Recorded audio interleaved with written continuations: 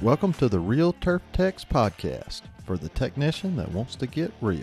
Follow along as we talk to industry professionals and address hot topics that we all face. Along the way, we'll learn tips and tricks. I'm your host, Trent Manning. Let's have some fun.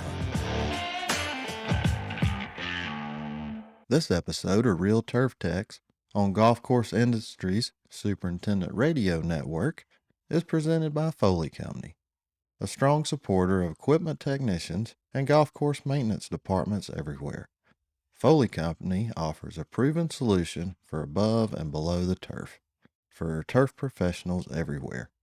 To learn more about Foley Company's line of reel grinders, bed knife grinders, and the Air 2 G2 family of products, or to find a distributor, visit www.foleyco.com. Foley, ready for play. Welcome to the Real Turf Techs podcast, episode 147. Today we're talking to Tyler Bradshaw, CTEM, equipment manager at Lakewood Country Club in Dallas, Texas. Lakewood Country Club is a private 18-hole club. Tyler has 2 techs in the shop. He has Toro, John Deere, Stihl, Baroness, Jacobsen, Kubota. Good mixture of everything. Let's talk to Tyler.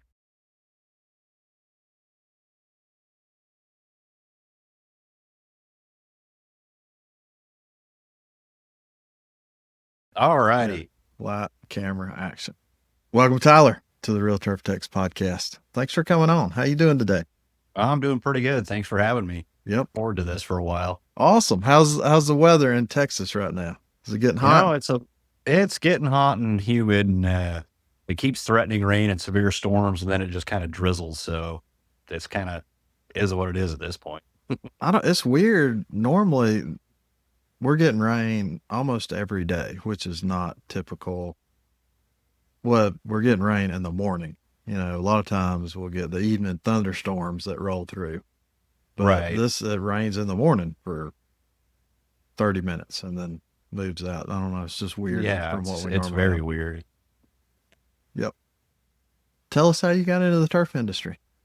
So it was by sheer luck, I guess. I had gotten laid off working a factory job, driving forklifts and also working in the tool room a little bit, and couldn't find a job anywhere. So I was working for a buddy under the table doing some carpet and tile. And then we went golfing one day as work for some reason. And I was like, you know what? I really enjoy golf. Maybe I can just go work here. And my home course had a brand new superintendent, and he hired me to just be a regular grounds crew worker.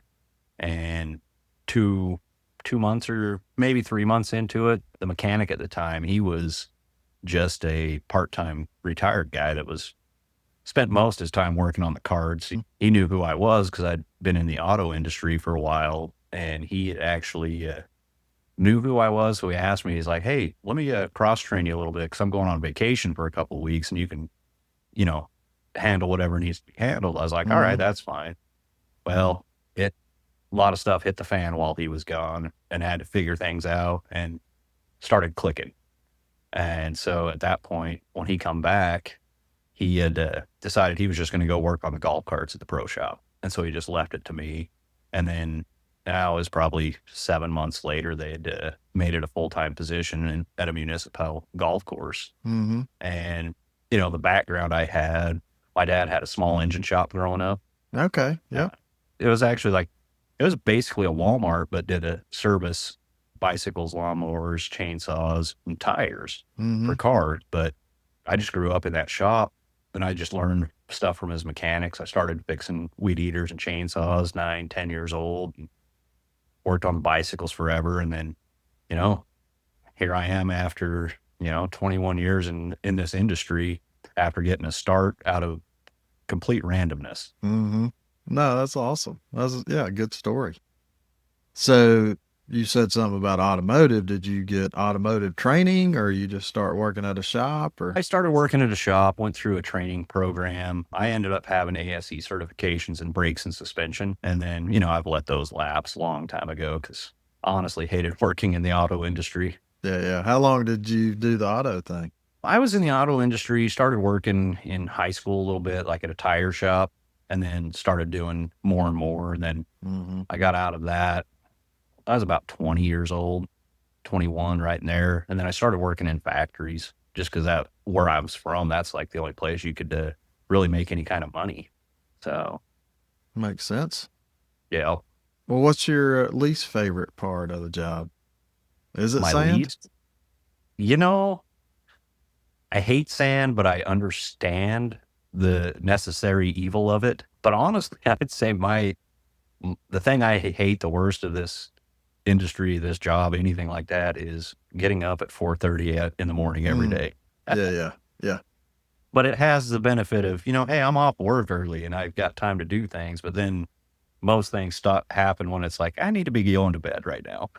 Right. Yeah. So No, it's got to it's catch 22. I mean, that is one of the things that I used to really enjoy about working at a golf course is starting early and getting off and then still having, 8 hours of daylight when you got off work. But, Yeah, as you get older and you don't have as much energy and, and you work hard all exactly. day and you're like, I just kind of want to go home and take it easy. Yeah, exactly. Other than that, I would say it's probably sand. Yeah. Okay. Fair enough. What's your favorite tool? What is my favorite tool? I would probably have to say my new chop saw I bought for working with metal. Okay. What kind? It's an Evolution. I'm not sure if you've heard of Yeah, them. no. Where is So it's a regular chop saw, like you'd solid blade, mm-hmm. carbide tip, and it chips it out instead of just grinding it out like your normal chop saw. And then So there's no heat to it. it's a cold Eh, saw, right? It's a cold Or saw, and also you known can't just as yeah. the cold saw. Evolution makes it, and it's got a low drag, low RPM motor, so you can't just buy the blade and put it on a chop saw. Yeah. And I was turned on to that by my oldest son. Actually, he's a welding fabricator, building custom handrails, stairs, and all that. Sorry. Gesundheit. Yeah, thank you. Gesundheit. Thank you. But yeah, so my son turned me on to that, and man, it cuts through anything like butter. Okay, awesome. How I, are they very expensive? it depends on the model you get. The one I just got with shipping and everything, it was $689, I think. Okay. But the blades on it are guaranteed for 3,500 cuts. Wow. Okay. Yeah. And then a replacement blade's like 80, $85. So it's not terrible for the No. longevity to get it. But I mean, I was cutting, like I've been doing some things that, well, I guess I'm helping out the course with fence repair and all that. But Mm-hmm. I was cutting, what was it, 1.5 inch square tubing that was a quarter wall thick. I mean, and it'll cut through that in 20 seconds. So it's a time saver for sure. And you don't get the wobble that you get out of the other style. So it'll actually cut it completely straight. Okay. And so when you're welding Yeah. 45-degree angles or cutting it at 45, and then you weld them together, they're right there. So you don't have to cheat them a bit. Hands down, worth buying. Anyone else out there listening or even has one, they'll probably vouch for it. But if you don't have one and you're doing a lot of fabrication, pick one up. All right. No, that's awesome. And what was the name of it? That's Evolution. Evolution. You can pick them up through Granger, through their website. You can special order them through like Home Depot, according to their website, but sometimes you just can't trust that. Yeah. I'm gonna check that out. Yeah. That's good stuff. Very good. Get the new version, the all black. It's like the Max series. So Okay. Very cool. What do you do to relax or find your balance? oh man, the things I do and what I'd like to do. So I bowl on a Tuesday night league that's coming up, ending actually tomorrow's the last day, but it's been a 33-week league. Okay. So I'm kind of burnt out at the moment with that. I used to golf a lot, and then, changing jobs and moving across the country and then moving again has hindered the amount I've played. I started playing a lot more here in Texas than I was when I was in Indiana. But for the most part, watch Netflix or whatever, or I play one of my many guitars in my collection. Oh, nice. All right. You Yeah. need to hang out with John Murray. I know, right? Yeah, the guitar builder. I hadn't heard from him in a while either. I need to reach out. He's a super good guy too. Yeah, like I Yeah. miss I used to have a bunch of bands when I was back home, recorded an album, did a mini tour through California and the Western United States. So Oh, cool. yeah, That's it was fun. awesome. Yeah, yeah, I miss that.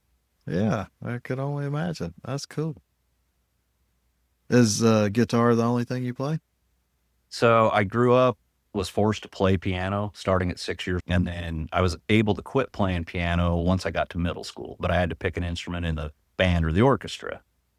And so I played the trumpet from sixth grade until I graduated high school. Okay. But Wow. I picked up the guitar on my own when I was 11. I found this really crappy acoustic guitar my mom had stuffed in a closet. And I Mhm. learned playing on that. And I've Yeah. never put the guitar down. That's So awesome. Yeah. I don't I'm not musically talented, so I always find it very interesting to watch somebody that is. I don't it's just impressive and I grew up with this guy. His dad played the guitar and taught him how to play the guitar, and he can play the guitar really well. But then he started playing the banjo. And then it's like no matter what he picks up, he can play it. He's one right. of those type. Like Yeah. never even looked at one before and like okay, just yep, all right, I got it now. And start playing something. Just Just everything comes easy to that guy. yeah, blows my mind. Yeah, really talented people out there. What's been one of your biggest challenges? Biggest challenge was moving across country, realizing where I was at after 14 and a half years and pretty much at a dead end, making very minimal amount of money, leaving my sons behind because, divorce will do that, taking that step and moving across country, not knowing a soul other than the people I interviewed with, and then end up moving there to, Newburgh, Indiana, working for Victoria National. And that was an eye-opening experience going from a municipal course for 14 and a half years to a top 50 club in the country at that, and then hosting the Korn Ferry Tour Championship. So that was a challenge. And it was more on the personal side of things. It was a challenge as opposed to the job. Yeah. I mean, it did have some things, but it took me a couple of weeks of being there to realize, why am I so worried about, my aftercut appearance when that's what I do, as I've always done it. My cut quality is great. So I was putting, I think, a little more pressure on myself than I should have. And then, kind of went from, working about 50 hours a week to about 70 to 80, which that'll throw you for a loop too. And then, some management changes happened and didn't see eye to eye with the guy that took over at that point. And I made the decision to, let's try this again and move again. And ended up here in Dallas, Texas, and absolutely love it down here. That's awesome. That's so good. Like, Where were you at in California? Or like what area of California? I wasn't in California. I grew up in southern Utah. Oh, okay. You too. I'm sorry. I don't know. Oh, no. Thought Yeah, you I don't said know where you something. came up with California. I don't know. I toured California with my band at one point. That's what I was That's thinking. That's Okay. where it was. Southern Utah. All right. Yeah, that's a big move. Yeah, it's a very big move. And that's got to be like way out of anyone's comfort zone. It was. And it was actually my kids. I'd actually gone through my second divorce, and, I was bouncing around between buddies' couches, basements, back and forth my parents' house a little bit here and there. And my kids were like, Dad, you need to find a new job. You need to make more money so you can afford to actually live. And even if you have to move, I'd never even thought about that. So I thought about it for a while and decided I'd, put my resume out there, and I used TurfNet. And I ended up interviewing through Skype at 11 different clubs across the country and one in the Bahamas.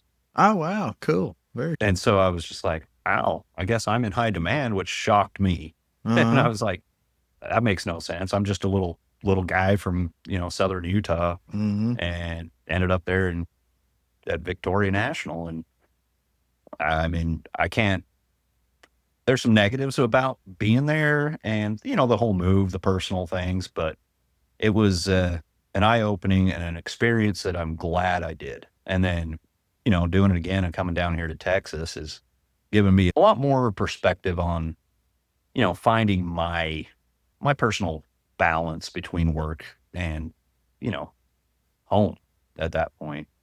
So, No, it definitely, yeah, makes sense because those high level clubs, there's just so much more demand there oh, for sure, and there is. expectations are so much higher.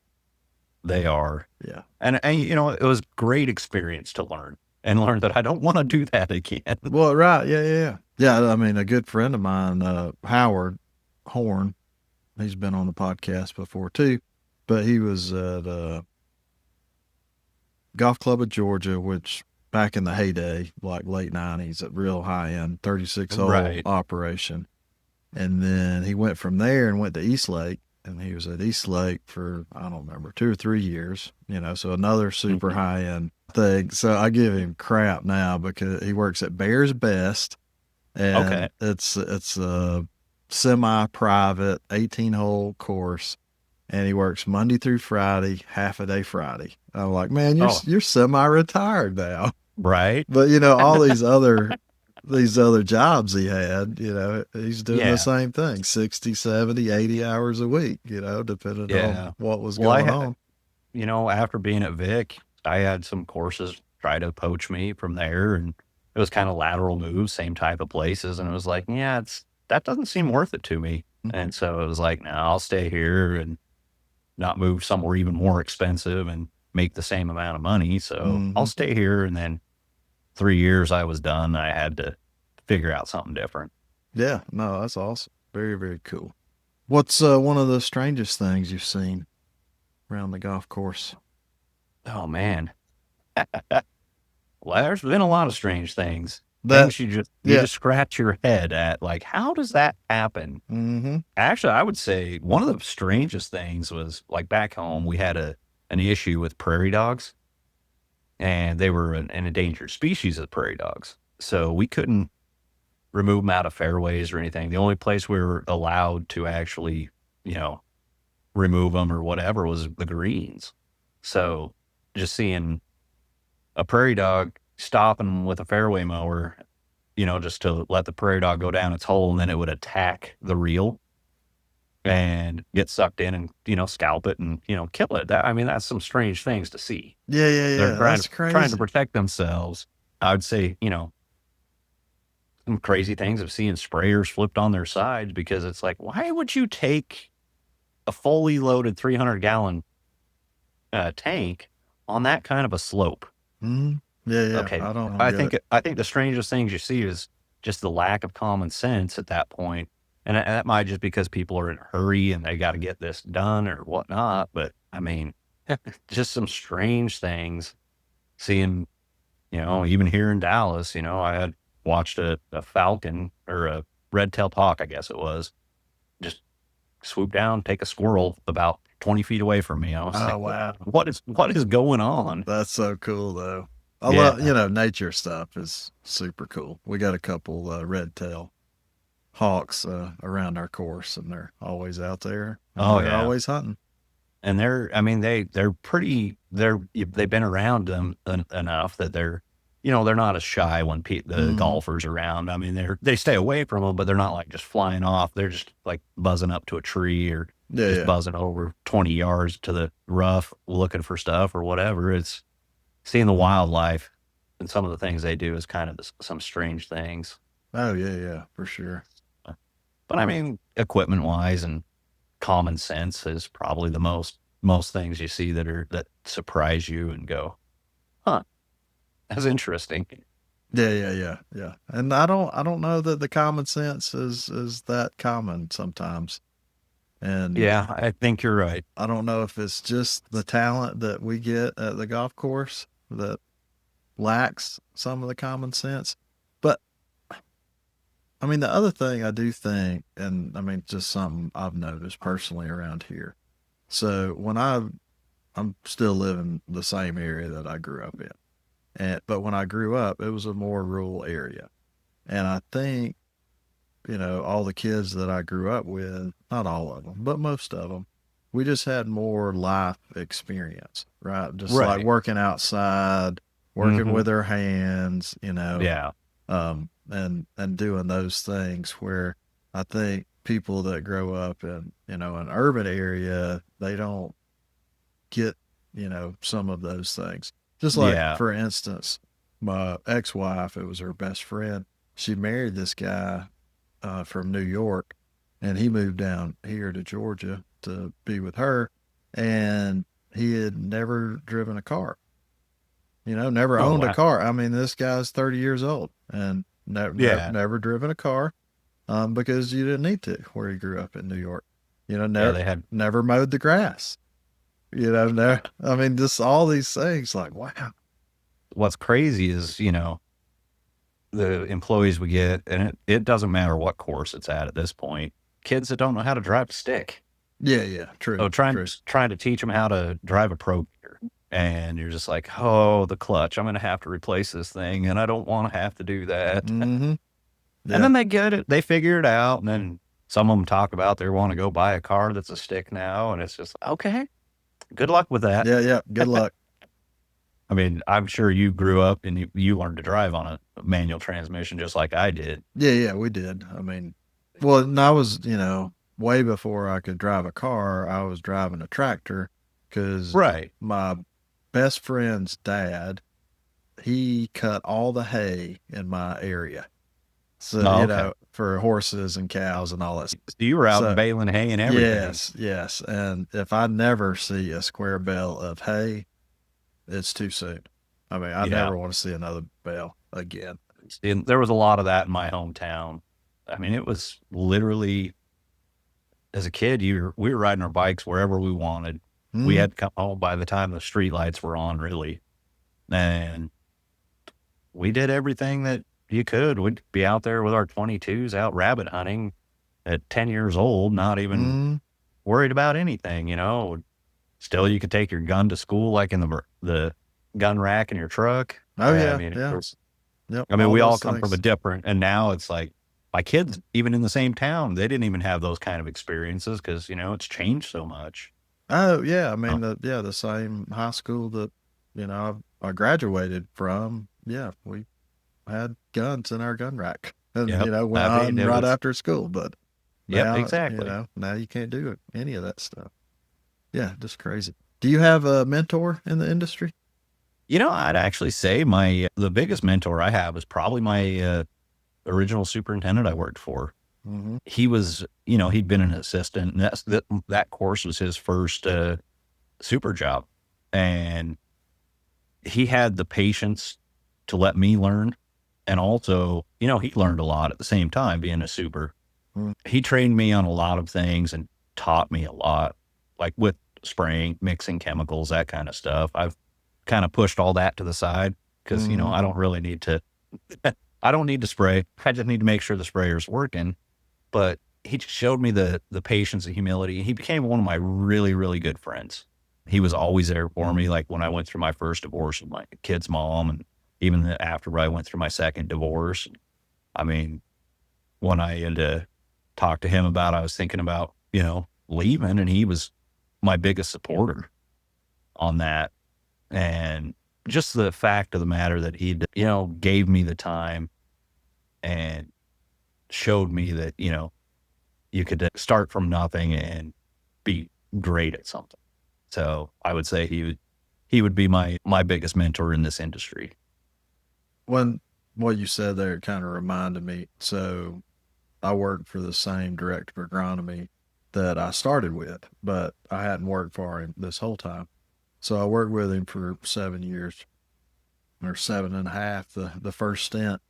And when I got ready to move on, I went to him, told him, what I was thinking, and he, helped me talk through everything. He was so supportive through the whole Right. thing. So it just makes me think, if you're not working for someone that would support you moving on, you might not be working for the best person. I'm not Yeah. telling you to leave, but Right. that's, I don't know. That just, It hits different, I think. Yeah, When you're working with somebody like it that. does. You know, I mean, those some of those supers are, I mean, there's a bunch of them out there that care about their employees probably way too much than they probably should. You know, let them slide with this or that when they're having a rough day. But at the end of the day, I mean, it makes that person better. Like in my situation, you know, I slacked off a lot after my first divorce, and I ended up having a drinking problem for a while. And, you know, he just finally, it's like, dude, you need to figure this out. And he brought it to my attention that I didn't realize I was screwing up. And, you know, for him to have the patience to not fire me and that kind of thing, I mean, it turned me around like, oh man, you know, this guy cares about me as an individual as well as an employee. And if he's got the best of both of us at that point, then it works out for him in the long run. And, you know, it turns out a better situation. Yeah, no, that's good. That's good stuff. What would be your dream job opportunity? Oh, dream job opportunity. Winning the lottery? Does that count as a job? Yeah, I don't know. Sure. You know, some people I think would be like, oh, you know, a dream job would be, you know, working at Augusta or whatever. And I look at that and I go, my dream job would be just a nice little muni that pays me really well, where, you know, you don't have to stress and worry, and you can, you know, sit around and have coffee with people, or somewhere in Hawaii, maybe. You know, that'd be kind of nice. Yeah, yeah. There you go. Just as tropical. But as in this industry, you know, I think I don't necessarily say there would be a dream job. I think the dream job would be the one where you feel that you're treated the best, you're respected, and you're compensated for your skills. Yeah, no, that's that a good would answer. be what I would say is the dream job right there. And honestly, I feel like I'm at that point right now at where I'm at here in Texas. That's so good. That's awesome. Yeah, yeah, really good. Do you you got a technician you would like to work with for a day? You know, I don't have one single one. There's a few that I'd like to work with for a day. Let's go through them. Yeah, who? Well, we'll start off with you. Number one. Come on. Yeah, that's all good. just because we're face to face. Of course, you got to say that. Yeah, since well, yeah, but here. No, for surely, I would actually like to work with you for a day. Well, you're more than welcome. Anytime you want to come to Atlanta, you just let me know, and we'll make it happen. And we'll go visit some other cool places too. Yeah. See, and I'd actually like to work with Austin Wright for a day. Yeah. Yes. Yep. Actually, he's a good one. J.R. Wilson as well, and Kayla. Definitely would like to work with Kayla for a day. She seems like it would be a riot. Yes. She's a lot of fun. Did you get to spend any time with her in San Diego a little bit? Yeah. Just chit-chatting in the hallways and stuff like that for a while. She's a good one. She's great. And, you know, she did my CTEM attestment. Oh, okay. Yeah, yeah. Awesome. And then, you know, I'd like to work with Hector Velasquez for a day. Funny story about Hector is, so I went to a conference or a school that he was doing when I was in Utah. He had moved out there to Utah to Riverside Country Club, and he had put on through the Utah chapter of the GCSAA, they did a service school type seminar. And so me and my boss went up there, and I didn't know what to expect. And, you know, so I got to meet him, and then they did it at a different course than when he was working at the one he was working at. And then it was fun. He went over his plastic welding stuff and his wire stuff, and he just learned about how he was. So like 6 months later, you know, I hadn't told anybody that I was moving to Victoria National. I get a random phone call, and it's Hector. Okay. I'm like, how did you get my number? He's like, I got connections. Don't worry about that. I just want to tell you congratulations. I know where you're going. I was like, how do you know where I'm going? He's like, don't worry about that. Ha. He's like, you got some pretty big shoes to fill, and then he gave me the biggest advice. He's like, don't fill those shoes, fill your own shoes. And I was like, nice. So that's awesome. I'd like to work with Hector, you know, other than seeing one of his things or, you know, bumping into him at the shows and all that. I think it would be fun to work with Hector for a day. No, that's so good. Yeah. Hector's a good one. He's awesome. Yeah. See, you know, I'd like to work with Brian Epland again. I used to work with Brian a lot, just because of the Dormy Network. And, you know, he'd come up to help us with the tournament. And I went out to Arbor Links for one of their tournaments and stuff. Brian's a riot. Okay. He's fun to be around. And he's got really good ideas, and he's very technical. So you can learn from him. So I think that would be kind of my list of guys I'd like to work with for a day. That's awesome. Yeah. No, that would be, that'd be fun. If you can work any of that out, I want to hang out with you while you're doing it. I mean, that's fun, it's so much fun. And for anybody listening, if you hadn't checked out the YouTube channel, definitely check it out. But we just dropped a episode or a video with John Patterson. So I spent a day with our video guy, Kevin, at his shop. It was a Sunday, and pretty much spent all day over there. And, he was showing how he does his check-ins with his John Deere walk mowers, and we did a shop tour. Just, a bunch of fun, cool stuff, I don't know. Yep. Anytime you get a chance to spend, with somebody else, do it. Well, and that's the thing that's really cool about our industry, especially on the equipment management side, is no one's out to like hide the information from it. We're all in this together. We know it's a small, tight-knit community. And so it's like you can call a half a dozen guys or even make a post on Twitter or a post on the Facebook group, and you're going to get some guys that give you crap on there for even asking the question. Other people are, hey, try it like this. This is how I do it, and just to see that nobody's really opposed to helping another person. And even if it's like 5 different people saying 5 different things, one of those things might click and work for you on that situation. And then we've got some of the, sometimes I'm like, they've nerded out way too much with some of this stuff. Yeah. And those guys are a ball full of knowledge, and they're great. Just some of the conversations I've had at even here in Dallas with, Tony Bevelow and stuff like that, just random stuff. And it's just like, how'd you think about that? Yeah. That's a good idea. It's like, all right, cool. But it's just like, that's kind of the reason I like to work with some of these other people, to see how they do it and see if some of the things that they do, I could implement into mine, or some of the stuff I do, maybe they can implement into theirs, just make it that much easier for everybody, and, everyone on the same page of things. Yeah, and that's what I like about the local education. I know y'all did something at Tony's shop a couple of years ago, because I was there. We did one in February there as well with Mike Rollins. Okay. So. Well, but what I was saying, like, I like seeing other shops, because just like you said, and it don't matter whose shop it is, you can pick up something, from anybody's shop, a little idea. They're like, oh, wow, okay, yeah, why didn't I think of that? Just little things. Little tiny things that can go a long way. Yeah.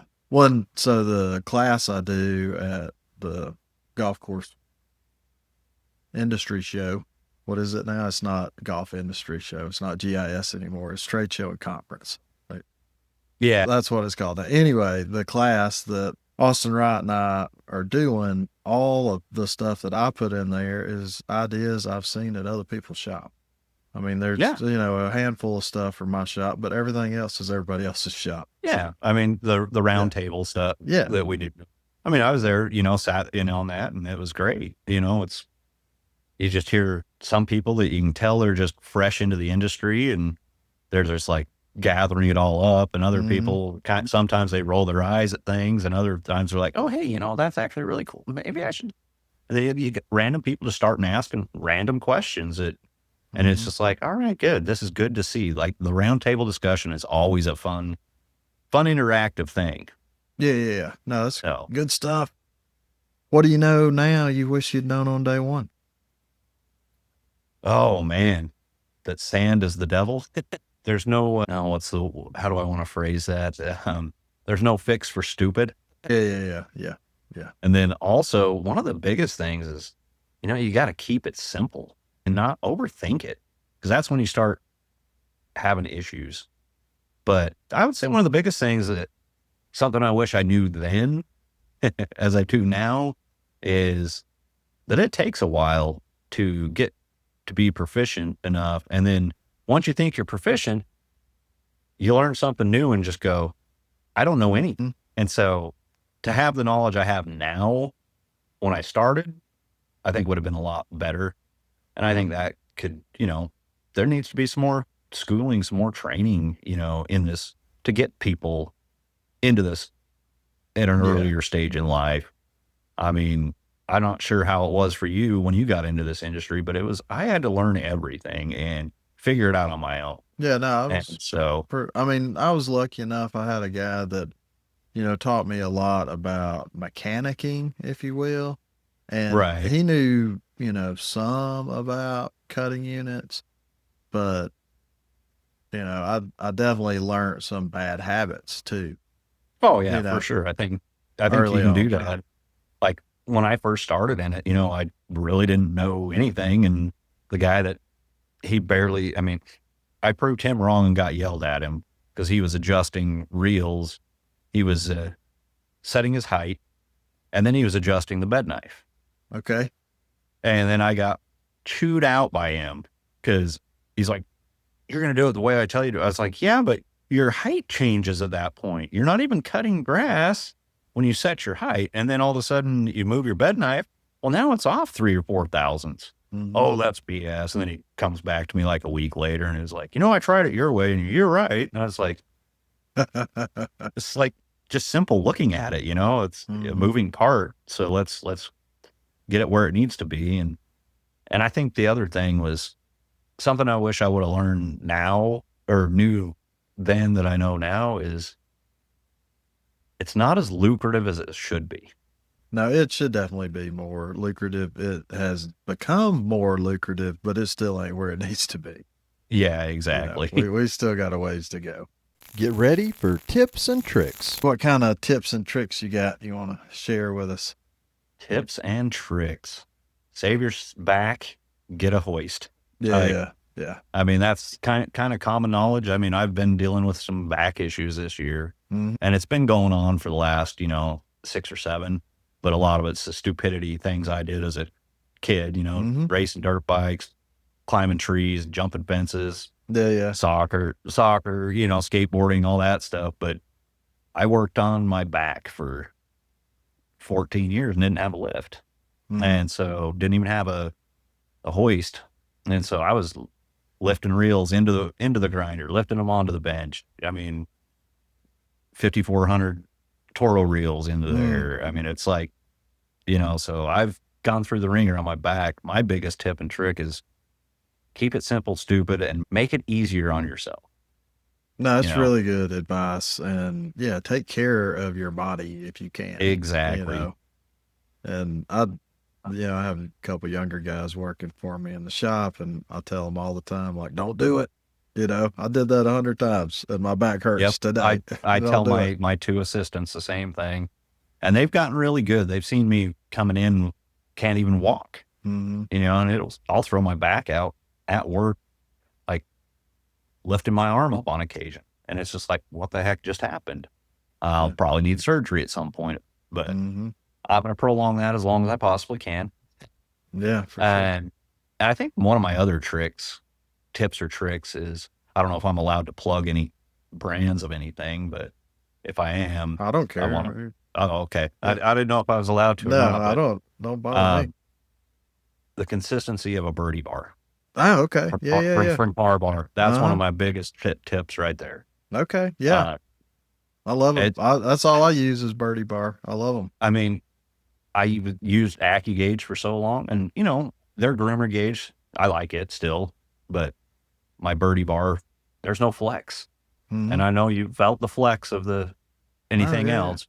So have you used his groomer gauge? I haven't bought his groomer gauge yet. I really like it. And you like it better than the AccuGauge? Yeah, the reason I like it is it has a pin, if you will, that rests on the front roller, and that pin's movable, so you can get it to so you're hitting in the right spot. So you can spin your reel, because some of them I've seen has like a little screw that hooks on the bed knife, but then you can't turn the reel and spin the groomers. I'll have to look into that one. So his hooks on the front roller, and what I like about it is you hold it like right behind the gauge. So, you're kind of holding on to it like this, and you can take your wrist and push up on the dial indicator, And then you can spin it with the other hand. Then you make your adjustment, spin, make an adjustment. So at that point, you're not having to shut the groomer off to actually, you can just spin it from the reel to spin it. Yeah. Oh man, that would make it so much easier. Yep. You're welcome, Miles. No, I'm kidding.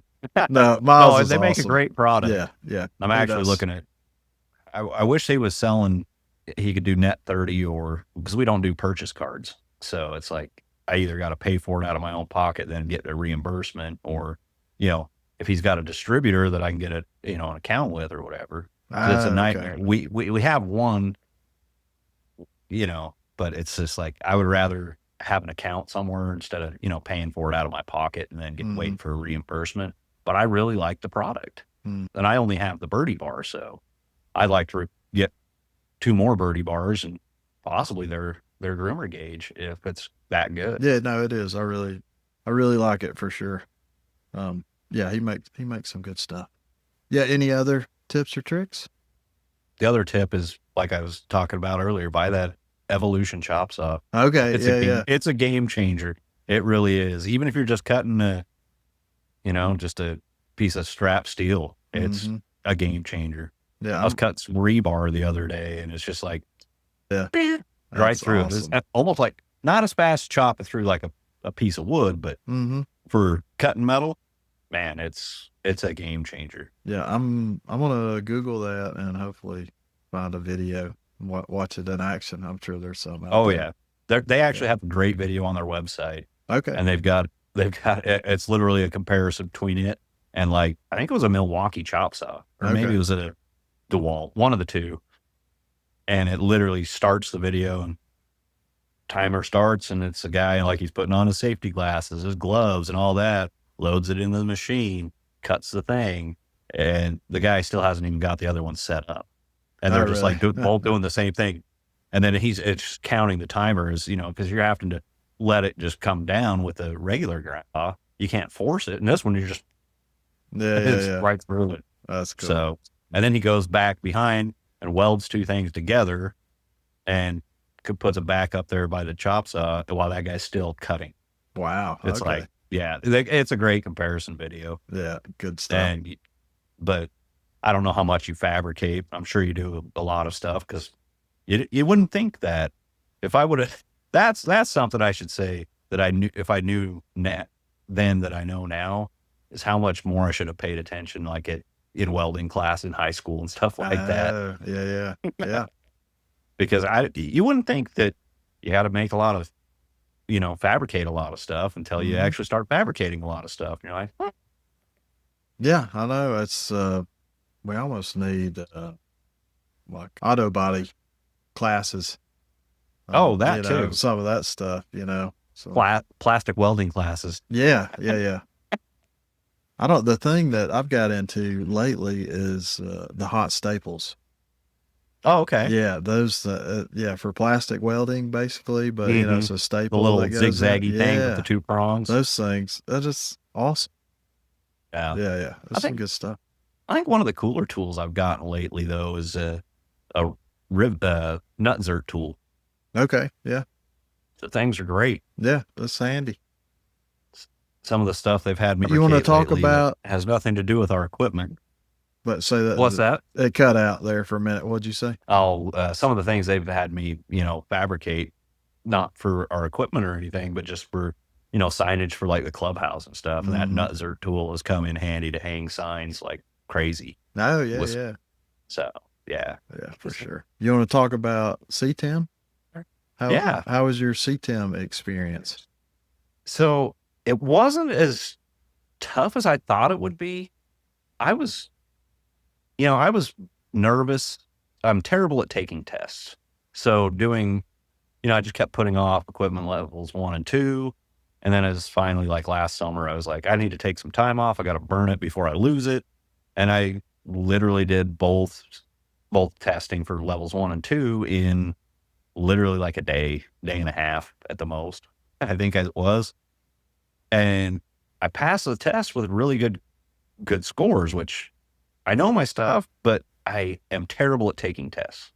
And so every time I'd click the submit button on one of the tests, I'm like, oh, I'm not going to pass. And it's like, oh, you passed. And you had this. And then you know, I'd started working on the attestment from the rubric quite a while ago, kind of getting familiar with it and just going through things at the shop to bring those to kind of what they were wanting to see. I was a little nervous with it, with the whole process. You know, I'm being, you know, on screen showing off everything that I do and everything that I've done and, you know, what my shop looks like and all that. And I was more nervous about it than I should have been, because right away, I mean, Kayla was just like, "Hey, we're here for you to help you out. So we're going to go through this and, you know, we're going to make this easy on you of, you know, understanding what we're looking for and, you know, what we want to see and all that." So it was a great experience, honestly. At the end of the day, when you look at it, it seems like a daunting task. And the fact that I have my director of agronomy was very supportive of me doing that, because it, you know, brings the shop into line and also, you know, focuses what I'm capable of doing. And, you know, like lately, I mean, I don't do a lot of wrench turning because I've got my 2 assistants that I've been training and I'm supervising them more than anything. I mean, I'm still jumping in there and doing things that I need to be done or things they've never done before. I'm right there showing them how to do these things, but they've been great to have, and they help me out on a lot of the stuff with the shop prep, you know, because it's like, "Hey, we need to get this stuff done. Help me out here. You know, it'll benefit you. It'll show you what I have to do with this whole thing and keeping you guys safe and keeping all the other employees safe and having things marked out and the visual stuff and, you know, understanding, you know, the waste disposal of things. Yeah, you guys just know that, hey, we change oil and we put it in the container. Well, now you understand why we got to make sure we have everything where it needs to be, and you can't really mix them and contaminate things. Otherwise, what are we going to do with all this waste that we can't get rid of? You know, so it was a great experience, honestly. No, that's so good. That's awesome. And Diana from the GCSAA is an angel when it comes to all that stuff. Because I don't know how many phone calls I made to her in the last 2 years about it. What do I expect? What, you know, is this going to be okay? You know, and she's like, "Yeah, it's going to be we're here for you. You know, that we want to see people get this and achieve this goal." And it feels great to have it because, you know, we're in a class that doesn't have that many. I think when I got my certification, I was number 41. Okay. Yeah. And it's the CTEM's only been out, what, 2 years? Almost 3? Yeah, probably like 3. The certification is about 3 years now. Yeah, something like that. I mean, and so I talk to people. I've got a guy at a course here in Dallas area that's looking at doing it. And, you know, he's called and questioned me a few times about things. I actually got another guy in Louisville, Kentucky that's called me a couple of times asking about some stuff. I worked with him before. Well, not worked with him, but knew who he was. You know, when I was in Indiana, he was at another course in Indiana. He'd call me about some things and vice versa. And so, you know, he's called me a few times asking about it. I've got my old assistant from Vic. He's at his own course now, and I keep plugging it into his brain. He needs to start looking into doing this stuff because he's been doing this a long time now, and he should probably just go ahead and do that. Yeah, good on you. So I'm preaching it, trying to get more and more people involved in doing it. And, you know, I think North Texas has a lacking of the equipment manager side of things for training. It's like me and Tony are always talking about it whenever we see each other about trying to get more education, try to get some events, get a group together, even if it's, you know, people were talking about it at the round table and stuff like that of, you know, get your association, you know, try and do a night a month or a night every couple months where you guys just go and hang out. You can talk about stuff. You can go bowling and shoot the shit about everything. Whatever it is. Yeah. Yeah. And we have a lack of that here in the North Texas. I look at some of these other sections that you see all the different and the turnouts that they get. And it's just like, holy cow, how do we get that here? Yeah. And I think it's, you know, I mean, as far as I know, me and Tony are still the only CTEMs in the state of Texas. Oh, okay. Yeah. It's a big state with a lot of golf courses, and we're the only 2. unless somebody else since I'd gotten mine has gotten theirs since then. Well, I'm trying to think. I mean, me and John Patterson might be the only two in Georgia. It seems like most of them are all in like Wisconsin and Wisconsin. New Jersey. There's a lot, and then Florida. They got a lot in Florida. Yeah, yeah. I mean, it's like good. But I recommend it to anyone that's looking into it. Even if, I mean, yeah, there are the few requirements. You've got to be an equipment manager for 3 years before you can do the CTEM. But you could do your levels 1 and 2. You've been in the industry for 5 months. You could start taking those. No big deal. Right. But the CTEM, there is that minimum of 3 years as an equipment manager, which is, and some of these guys that want to get it, I mean, I don't think they'll end up, if they stay where they're at, probably won't have that opportunity to become the equipment manager because they're just going to be an assistant mechanic. And it's like, maybe you need to move on to really do that, or convince, maybe you can get that, you got to figure it out. But that's the one hindrance. But I agree with it as well, because in the superintendent side of things, they got to be a super for a minimum of however many years it is before they can try to be certified. I get that. But for the people that don't have the opportunity to become an equipment manager, like certain courses, they're just going to be a head mechanic, and that's all they're going to have there. There's not going to be an equipment manager. And so and some of the clubs won't pay for, the national dues or anything. And do they want to pay out of pocket the 95, or I think it went up to 115.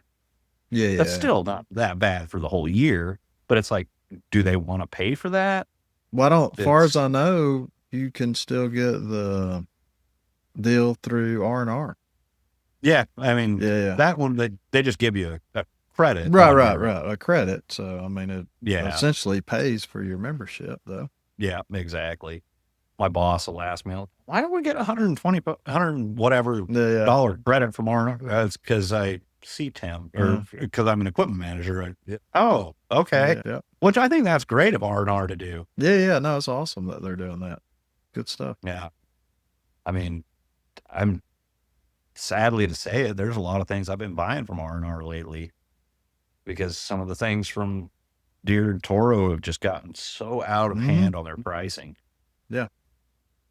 And it's just like, I don't want to use an R&R reel, but when I can get the R&R reel for 2/3 less the cost of what they're trying to charge me for one, it's like, well, what's our option? We have budgets we have to deal with.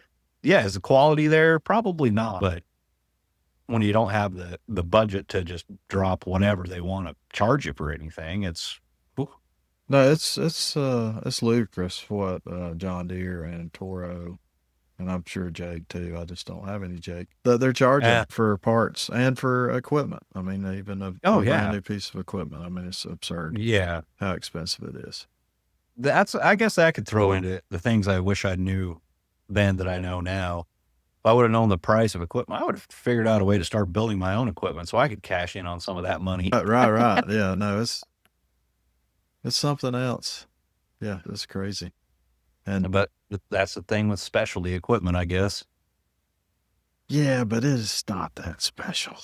I mean, it is, but I mean, some of the technology, yes, is, I get that some of the cost is there because, hydraulic systems are not cheap. Diesel engines aren't cheap, but as a package, it shouldn't be that much money. Well, I mean, for instance, I had a John Deere ProGator 2020A fuel injected ProGator, a fuel pump from John Deere, $604. Yep. For one fuel pump. So, and it's a Bosch fuel pump. And so, I punched the number in to Google, and I could have got the Bosch fuel pump for whatever, $200. And I ended up getting one from O'Reilly's for $60. And I mean, it works fine. Exactly. I mean, I ran into that even years ago with like starters for Toro mowers or whatever. And you pull it off, you go to your local parts house, they can cross-reference that. And it crosses to like a 1992 Toyota Corolla, and you can buy a brand new starter for like $120. Yeah. It's like, you're going to charge me $600 for a starter? Yeah. I don't know. Doesn't seem right. That's crazy. They think they're special, but they're not. Right, and, guys like us, we find the workaround for that. Yeah, I mean, you got to, like you said, we got budgets and all that stuff. We got to keep the equipment running for. Yeah. Well, Gates, they came out with a master interchange app on your phone now. Mm-hmm. I've been able to find almost every belt. Oh, really? Okay. For John Deere's and everything. Uh-huh. And then you cross it. Cause what belt was it? Clutch belt on a 220E. Okay. And John Deere wants $50-something for that. I was able to get it through O'Reilly through using the Gates Master thing. Mm-hmm. And it was $12. Yeah. Yeah, I know. So that's another tip right there, is that Gates Master thing. Yeah, I'll have to check into that. I hadn't used the app. I've used the Gates, cross-reference online, I guess. But yeah, they came out with my O'Reilly guy. I guess you use O'Reilly too. Yeah, I do. I've got an outside sales rep that stops by weekly here. And he actually had the Gates rep with him 2 weeks ago, and they had the brochure for it because they just rolled it out. So okay, that'll be great. I'll try that.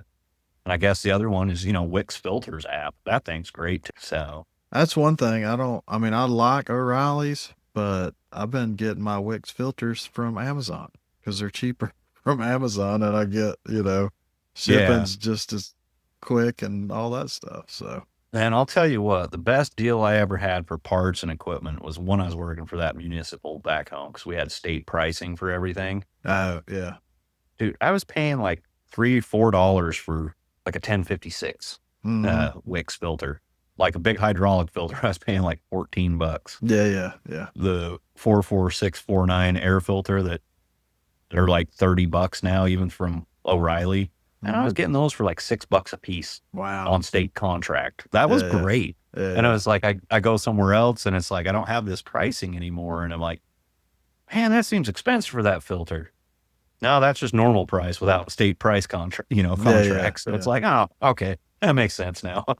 Well, I don't know, if you've talked to your O'Reilly's rep, but they can usually work a little on the pricing. Yeah, we get a discount with our corporate account that we have. Yeah. So it's what I see on their website is I pay cheaper than that when it's billed. Right. So, gotcha. But it's nice that way. And surprisingly, I've never thought much of O'Reilly in my life until I moved here to Dallas, because that's who they had. They used to use Napa, but Napa here was terrible for them. So, and they have been really good. Mm-hmm. Well, it's wow, I've never thought much of O'Reilly until now I use them, and it's they're actually really good. Yeah, no, I've been happy with O'Reilly's, and kind of the same thing. I didn't know of them that well, and I'd always use Napa, and it's funny. So we had Curly's Auto Part in my hometown, and you would go in, it was awesome, old school auto parts store, and you went in there and you talked to Peanut. And I'm not making this up. And Peanut had every parts book memorized. And, you'd hold up a part as you're walking in and he'd say, oh, that's off such and such, such and such, such and such. He was just one of those guys. Awesome. But anyway, it got bought out by O'Reilly's. So then I started using O'Reilly's. And I'm like, this ain't too bad. And Peanut's still there. And he's still, everybody's typing on the computer, and Peanut's going and getting the catalog out, and he's looking through the Wix catalog or Gates catalog, right, or whatever it is to find what we needed. Reminds me of my old Jacobsen parts lady from back in the day. I'd call her up and say, hey, I'm working on this piece of equipment, and I need the fan belt. She just rattles off the part number, and before I can even find it, and then she's just, and I'm like, how did you know that? Yeah. It's I've just been doing this for so long. We just got what's funny is we just got a Jake dealer here in Dallas, distributor. Okay. And the guy come over, well, we know a lot of the same people from Utah because he's from Utah. Okay. And he actually worked for the same company that this lady did. And so I was talking to him about, did you ever know Suzette? And he's like, actually, that lady was crazy. She'd just know a part number off the top of her head. And I'm like, how? I don't understand that, because so many different pieces of equipment, so many different part numbers. And I guess you're just a savant when it came to numbers. Probably like this peanut guy. He's like, see that? Yeah, I'm savant with that. So it's like, wow. That's funny. That's good stuff.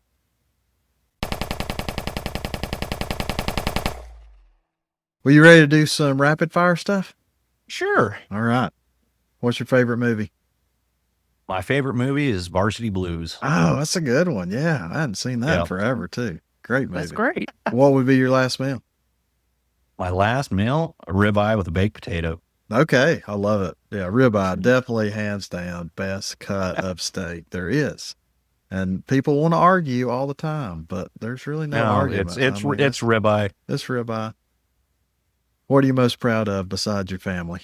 Being able to accomplish getting my CTEM. Awesome. Actually, that's so I good. never went to school, but I feel proud that I have that. Well, you should. I mean, that's awesome. I mean, that's an accomplishment. Outside of, my family, that's my biggest accomplishment. That's so good. I love it. That's awesome. Well, good deal. Tell the listeners how they can get a hold of you. You got an email. I know you're on Twitter. Yeah. If they need to get a hold of me for any questions, they can get a hold of me at Bradshaw@lakewoodcc.com. All right. And then my Twitter, I can't even remember off the top of my head what it is. I think it's just Tyler Bradshaw, I think. Yeah, that sounds right. But I think that's what it is. Yeah. I mean, I get on there, but I don't pay attention to my profile because I'm always looking at things. So I can't even remember what my profile. If I got logged out of my Twitter, I probably wouldn't know how to get back in. Yep. Same here. That's good. Well, thank you so much for being on. It's been a blast. Really enjoyed it. Yeah, it's been a pleasure. I've been looking forward to it. I was kind of nervous at first, like, and then I was like, you know what? I know Trent. He's pretty down to earth, chill guy, and it's just been like a conversation. So that's all it is, man. Yeah, and if anybody else is listening and you want to be on, you just heard it from Tyler. You can do it. It's just two dudes talking. It's just a conversation. It's kick back, chill, and relax. That's it. Yeah, and I've had plenty of guests that cracked a cold beer or had a mixed drink in their hand. I don't care. I've been sitting here with a Dr. Pepper. Yeah, or a Dr. Pepper. To each his own. Yeah. Well, thank you again. Hey, anytime, Trent. I appreciate the opportunity.